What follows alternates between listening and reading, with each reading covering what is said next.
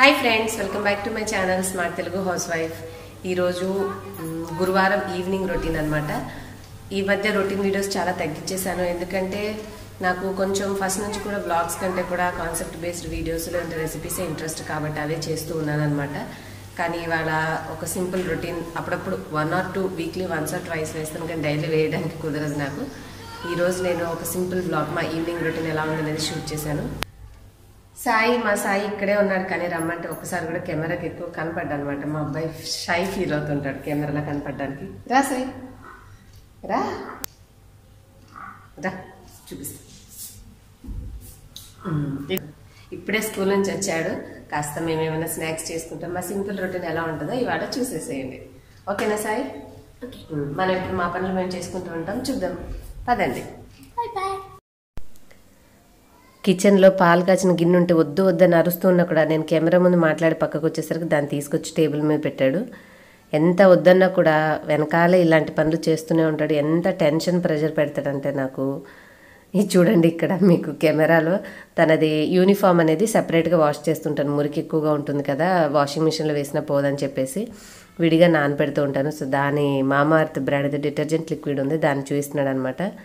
ఇంకా స్కూల్ నుంచి వచ్చి యూనిఫామ్ తీసేసుకుని నాకు సెపరేట్గా ఇచ్చేస్తాడు. కొంచెం ఎక్కువసేపు నానాలని ముందు రాగానే పెట్టేస్తాను. తర్వాత బాస్కెట్ సర్దేసుకున్నాడు. చదువుకో ఇంకా వెళ్ళి అంటే ఇంకా బ్యాగ్ తీసుకుని వస్తున్నాడు. తను ఉన్న వెయిట్కి ఆ బ్యాగ్ వెయిట్ ఈక్వలే ఉంటుందన్నమాట. చూసారా ఎలా అలిగాడో? ఎందుకు నన్ను వద్దు అంటే నన్ను కెమెరాలో చూపిస్తున్నావు అని చెప్పి కోపంగా చూస్తున్నాడు అనమాట. ఎన్నిసార్లు చెప్పాలి నీకు, నన్ను చూపించొద్దు అని చెప్పేసి అలిగి ఆ బ్యాగ్ లాగలేక అలా తీసుకుని వెళ్తున్నాడు. ఏంటో ఎంత షై ఫీల్ అవుతాడంటే తనకి ఒక బిట్లో కనిపించమని అడగడానికి కూడా నేను బతిమాలుకోవాలన్నమాట. మా అబ్బాయి చిన్న బెడ్ చూసారా, చివర సపరేట్గా తనకి వేడి చేయకుండా ఉంటుందనేసి అలా సర్దాను అనమాట. ఇప్పుడు తన డ్రెస్ అనేది కొంచెం లిక్విడ్ వేసేసి, మనకి ఇది షాంపూ స్మెల్ లాగా వస్తుందండి, చాలా బాగుంటుంది. వాష్ చేసినా కూడా ఫ్యాబ్రిక్ కండిషనర్ లాగా స్మెల్ వస్తుంది. సో తన వరకు సపరేట్గా నానబెట్టేస్తాను వాటిలో. ఆ తర్వాత కొంచెం సోప్ పెట్టి బ్రష్ కొట్టానంటే చక్కగా మురిగిపోతుంది యూనిఫామ్. తన బట్టలు ఇలా వాష్ చేస్తూ ఉంటాను. ఫ్రెండ్స్, మీతోటి నేను ఒక పాయింట్ షేర్ చేద్దాం అనుకుంటున్నాను. అదేంటంటే పిల్లల కోసం సెపరేట్ గా ఇది ఒక డిటర్జెంట్ అనేది ఉందండి. ఇది మామాఅర్త్ బ్రాండ్ వాళ్ళది. మనకి ప్లాంట్ బేస్డ్ లాండ్రీ డిటర్జెంట్. ఇందులో మనకి న్యాచురల్ ఫార్ములా తోటి with bio enzymes, anti bacterial agents ఉండడం వల్ల మనము పిల్లలకి సెపరేట్ గా వాళ్ళ బట్టల వరకు వాష్ చేసేటప్పుడు ఈ డిటర్జెంట్ యూజ్ చేసి కనుక మనం వాష్ చేస్తే ఎటువంటి అలర్జీ రాకుండా ఉంటాయి. సో ఇంతకు ముందు కొంచెం తనకి అలర్జీ లాగా అది చికెన్ పాక్స్ వచ్చిన తర్వాత బట్టలు అనేవి సెపరేట్ గా వాష్ చేసేదాన్ని కదా స్టార్టింగ్ లో. అలా వాష్ చేస్తూ ఇప్పుడు సెపరేట్ గా తన యూనిఫామ్ వరకు ఈ డ్రెస్సెస్ కి మామూలుగా ఎక్కువగా మురికి చేసుకుంటూ ఉంటారు కాబట్టి తన కోసం ఇది సెపరేట్ గా వాడుతున్నాను అనమాట. మనకి ఇది కలర్ సేఫ్, బయోడిగ్రేడబుల్, ఓడర్ అంటే మనకి మురికి తీసేస్తుంది. చక్కగా స్టెయిన్స్ అనేవి కూడా ఎక్కువగా యూనిఫామ్ అనేది మురికి ఎక్కువగా ఉంటుంది కాబట్టి క్లియర్ గా పోవడానికి ఇది బాగా హెల్ప్ అవుతుంది. ప్లస్ వాళ్ళకి స్కిన్ మీద సెన్సిటివ్ గా ఉన్న వాళ్ళకి కూడా ఎటువంటి ర్యాషెస్ రాకుండా, రెగ్యులర్ డిటర్జెంట్స్ కొంచెం పవర్ఫుల్ గా ఉంటాయి కాబట్టి అలా కాకుండా ఇది మైల్డ్ గా తయారు చేశారు కాబట్టి పిల్లలు అనే వాళ్ళకి ఇటువంటి డిటర్జెంట్ యూజ్ చేయడం వల్ల ఎటువంటి ప్రాబ్లం లేకుండా ఉంటుంది అనమాట. సో మీరు చిన్నపిల్లలు ఉండి ఏదైనా ఒక మంచి డిటర్జెంట్ వాళ్ళ వరకు సెపరేట్ గా యూజ్ చేసేది కావాలి అంటే మీరు ఈ మామాఅర్త్ బ్రాండ్ది యూజ్ చేయొచ్చు. సో ఇప్పుడు నేను బట్టలు అనేవి సోక్ చేశాను, ఆ తర్వాత కొద్దిసేపు నాకు క్లీన్ చేస్తాను అనమాట బై ఈవినింగ్. ఇప్పుడు మేము స్నాక్స్ రొటీన్ ఏం చేసుకుంటాం అనేది చూసేసేద్దాం. మీకు ఇన్ కేసు ఇది ఒకవేళ తీసుకోవాలి అంటే డిస్క్రిప్షన్ లో లింక్స్ ఉంటాయండి. అలాగే 20% ఆఫ్ కూడా ఉంటుంది. మీకు ఒక కోడ్ ఉంటుంది, కూపన్ కోడ్. ఆ కూపన్ కోడ్ SMART20 అని యూజ్ చేస్తే మీకు ప్రోడక్ట్ ప్రైస్ మీద 20% లెస్ కూడా వస్తుంది అనమాట. మీకు firstcry.com లో అలాగే mamaarth.com ఈ 2 వెబ్సైట్స్ లో మీకు ఈ ప్రోడక్ట్ అనేది అవైలబుల్ గా ఉంటుంది. ఒకసారి డిస్క్రిప్షన్ పార్ట్ చెక్ చేయండి. మీకు వాష్ చేశాక ఎలా ఉన్నాయి అనేది ఆరేసే ముందు చూపిస్తున్నానండి. ఇది చాలాసేపు నానపెట్టిన తర్వాత నేను వాష్ చేసిన క్లిప్, కొంచెం చివరిది కాకుండా మీకు వెంటనే చూపిస్తే అర్థమవుతుంది అనేసి ముందుగా పెట్టాను అనమాట.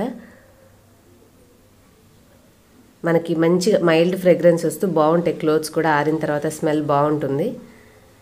ఆల్రెడీ అన్ని వాషింగ్ మిషన్లో వేసినవి ఆరేసేసాను. ఇక వాటితో పాటుగా నేను ఇవి ఇట్లాగా క్లిప్ పెట్టేసి హ్యాంగ్ చేసేస్తూ ఉంటాను, సో దట్ అవి నెక్స్ట్ డేకి ఆరిపోతాయిలే అని చెప్పేసి.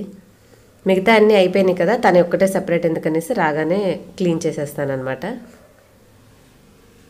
ఇంతే అండి, ఇలా ఉంటుందన్నమాట మాది కొన్ని ఈవినింగ్ రొటీన్ వర్క్స్ చిన్న చిన్నవి. మీ పిల్లలు కూడా మీరు ఇలాగే వాష్ చేస్తారనేది నాకు కామెంట్ సెక్షన్లో చెప్పండి. ఇంకా నెక్స్ట్ అయితే ఇంకా స్నాక్స్ దగ్గరకు వచ్చేసాము. మేము స్నాక్స్లో ఏం చేశానంటే బ్రెడ్ ఉన్నాయి కొంచెము చిన్నది బ్రెడ్ ప్యాకెట్, మళ్ళీ త్వరగా యూస్ చేయకపోతే డ్యామేజ్ అయిపోతుందని చెప్పేసి కొంచెం క్రిస్పీ బ్రెడ్ లాగా తయారు చేస్తుంటాను. నాకు అది చాలా ఇంట్రెస్ట్ అనమాట. ఇది చాక్లెట్ స్ప్రెడ్ అనేది కూడా ఉంటుంది. ఇది చాలా థిక్గా ఉంటుందండి. తిందాము అంటే ఇక అది స్పూన్కి ఎక్కువ రావట్లేదు. అందుకని చెప్పి నేనేం చేస్తానంటే ఇట్లా లాస్ట్కి అయిపోయిన తర్వాత బ్రెడ్ని చిన్న చిన్న ముక్కలుగా కట్ చేసి అందులో వేసేస్తాను. సో దట్ ఏంటంటే మనం స్పూన్ తోటి దాన్ని రొటేట్ చేస్తే ఆ బ్రెడ్ అంతా మంచి మనకి ఆ చాక్లెట్ స్ప్రెడ్లో మిక్స్ అయిపోయి ఒక sweet kind of chocolate bread pieces లాగా తయారైపోతుంది అనమాట. సో దాన్ని కష్టపడి గీక్ తినే కంటే ఈ ఐడియా బాగుంటుందని నేను ఇలా చేస్తూ ఉంటాను. నచ్చిందా లేదా ఈ ఐడియా అనేది నాకు తప్పకుండా కామెంట్స్లో చెప్పండి. మీరు కూడా నెక్స్ట్ టైం ట్రై చేయండి. ఇట్లా చూడండి ఒక బ్రెడ్ లడ్డూలాగా తయారైపోద్ది అనమాట. అది మిక్స్ అంతా అందులో మిక్స్ అయిపోయి నాకు చాలా బాగా నచ్చుతుంది చాక్లెట్ స్ప్రెడ్ టేస్ట్ అనేది. ఇంకా అలా తినొద్దు, లైట్గా తినాలి, ఈ నైట్ టైం కొంచెం తగ్గొస్తుంది అనుకుంటే నేనేం చేస్తానంటే ఇట్లాగా జస్ట్ కొద్దిగా నెయ్యి రాసుకొని, నెయ్యి లేకపోయినా నూనెనే రాయొచ్చు కానీ నెయ్యి అయితే ఫ్లేవర్ బాగుంటుంది మనం తినేటప్పుడు. కాస్త బ్రెడ్ని ఈ విధంగా ఫ్రై చేసుకుంటాను అనమాట. సో దట్ అది సాఫ్ట్నెస్ పోయి క్రిస్పీగా అవుతుంది. ఎప్పుడు సాస్ ఒకటి హ్యాండీగా చిన్న తెప్పించుకుంటాను పౌచ్, సీసాలు ఏం తేను, ఎందుకంటే త్వరగా తినకపోతే అది మళ్ళీ మిగిలిపోతూ ఉంటుంది. ఆ సీసాలను రీయూజ్ చేయలేము కదా, ఎందుకు కాస్ట్ అని చెప్పేసి ప్లాస్టిక్ పౌచెస్లో చిన్న చిన్నవి ఉంటాయి కదా, అలాంటివి తీసుకొచ్చుకుంటాను అనమాట. ఇలా నెయ్యితో కాలిస్తే మాత్రం నాకు ఒట్టిగా తినటానికే ఇష్టపడతాను. స్పైసీగా ఉండొద్దు, లేదంటే స్వీట్గా ఉండొద్దు, కాస్త కర్కర్ అంటూ ఉంటే టేస్ట్ బాగుంటుంది. సో మా అబ్బాయి కూడా అలాగే చేసిస్తాను అని చెప్పేసి అడిగితే ఓకే అన్నాడు. తను నేను ఇద్దరం చేసుకోవచ్చులని కాస్త గ్యాస్ సేవ్ చేయాలని ప్యాన్ మీద ఇంకొక ముక్కను కూడా వేస్ట్ చేయకుండా 2 ముక్కలకు చేసి అడ్జస్ట్ చేసేసా ఖాళీ ప్లేస్లో. ఎలా అనిపించింది మీకు ఈ సీవింగ్ టిప్? మరీ పిసినారిగా అనిపించిందా? నేనైతే స్టవ్ అది ప్యాన్ మొత్తం ఉన్న హీట్ యూటిలైజ్ చేసుకోవచ్చు అనే ఉద్దేశంతో అలా వాడతాను అనమాట. అలాగా తనకి బ్రెడ్ చేసేసి తీసుకెళ్ళి ఇచ్చేసాను. తను తింటూ ఉండే లోపల ఇది చక్కెరకెళ్ళి బనానా అండి. మనకి రెగ్యులర్ బనానాలు దొరుకుతాయి కానీ ఇది టేస్ట్ కొంచెం ఫ్లేవర్ కూడా డిఫరెంట్గా ఉంటుంది. ఇది తింటే మనకి పిల్లలకైనా పెద్దవాళ్ళకైనా రక్తం పడుతుంది, హిమోగ్లోబిన్ శాతం పెరుగుతుంది, ఆరోగ్యానికి మంచిది అంటూ ఉంటారు. ప్లస్ వీటి యొక్క అడ్వాంటేజ్ ఇంకోటి ఏంటంటే ఇవి మందు పెట్టి పండించారండి. ఎందుకంటే ఇవి కొంచెం పండాయి అంటే వెంటనే మెత్తబడిపోతాయి అనమాట, ఇక డ్యామేజ్ అయిపోయినట్టు అయిపోతాయి లోపల. సో వాళ్ళు పచ్చిగానే అమ్మడానికి ట్రై చేస్తారు కాబట్టి మ్యాక్సిమం మనకి మందు పెట్టకుండా దొరికే బనానా ఇదే అనుకుంటున్నాను. మిగిలినవి అయితే స్టిఫ్గా ఉంటాయి కాబట్టి వాటికి చక్కగా కలర్ తెప్పించేసి అమ్మేస్తూ ఉంటారు. సో మనం కొంచెం హెల్త్ కాన్షియస్నెస్గా ఆలోచిస్తే మీరు ఈ బనానాని ప్రిఫర్ చేయండి. నేను కొద్దిగా డేట్స్ పాలు వేసి గ్రైండ్ చేశాను అనమాట. సో దట్ ఏంటంటే డేట్స్ గట్టిగా ఉంటాయి కదా, కొంచెం క్రష్ అవుతాయి కచ్చపచ్చగా, మనకి తాగేటప్పుడు కూడా మిల్క్ షేక్ అక్కడక్కడ పలుకులు తగులుతుంటే తీగ బాగుంటుంది కదా. సో ముందు అలా చేసేసాక బనానా వేస్తున్నాను. ఇది ముక్కలు కూడా చేయాల్సిన అవసరం లేదండి, సూపర్ సాఫ్ట్గా ఉంటుంది లోపల. అసలు ఎండాకాలం అయితే ఇట్టే మగ్గిపోతాయి, మనకి బయట పచ్చివి తెచ్చుకున్నా కూడా నెక్స్ట్ డేకి ముగ్గిపోతూ ఉంటాయి. సో ఈ బనానాలు ఇంకా బాగా పెద్ద పిల్లలు అయితే ఇంకొక 2 వేసేసి చేశారనుకో పెద్ద గ్లాస్ అవుతాయి, తాగితే పొట్ట ఫిల్లింగ్గా ఉంటుంది, మనకు మళ్ళీ ఆకలి కూడా అనిపించదు అనమాట వేరే తినాలని. చాలా బాగుంటుంది. చూసారు కదా ఎట్లా ఉందో, చక్కగా క్రీమీగా థిక్ కన్సిస్టెన్సీ వస్తుంది. ఇంకా వెనీలా ఐస్ క్రీమ్ అట్లా ఉన్న వాళ్ళైతే ఇంకా కొంచెం ఐస్ క్రీమ్ దాని మీద వేసుకొని ఇందులో మిక్స్ చేసుకుంటే చల్లగా ఇంకా బాగుంటుంది అనమాట. టేస్ట్ మనకి బయట బేకరీస్లో అట్లా ఎలా సర్వ్ చేస్తారో ఆ టేస్ట్ వచ్చేస్తుంది. బట్ హెల్తీగా తాగాలి అనుకుంటే యాజ్ ఇట్ ఈస్ ఈ విధంగా మనము గ్లాస్లో పోసుకుని ఫ్రిడ్జ్లో పెట్టి చల్లగా చేసుకుని తాగొచ్చు, లేదంటే అప్పటికప్పుడైనా నార్మల్ టేస్ట్తో అయినా తాగేసేయచ్చు అనమాట. యూజువల్గా సమ్మర్లో ఏంటంటే చల్లగా చేసుకున్నాక తాగితే టేస్ట్ ఇంకా బాగుంటుంది, మనకు కూడా ఠండాగా హాయిగా ఉంటుంది అనమాట తాగేటప్పుడు.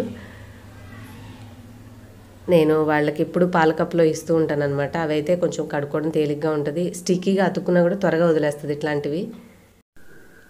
మనం ఏంటంటే స్టీల్ గ్లాస్ వాళ్ళు తాగిన తర్వాత పక్కన పెట్టారనుకోండి, మనం కడిగేసరికి గట్టిగా అయిపోతుంది మిల్క్ తోటి స్వీట్గా ఉన్నవి చేసి తాగినప్పుడు.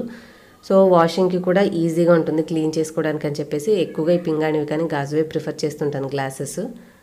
చూసారా ఎంత ఎమ్మీగా ఉందో జ్యూస్.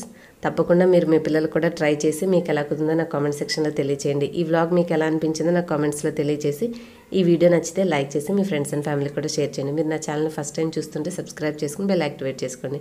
నెక్స్ట్ వీడియోలో మళ్ళీ కలుస్తాను మిమ్మల్ని. Till then bye bye. Thanks for watching.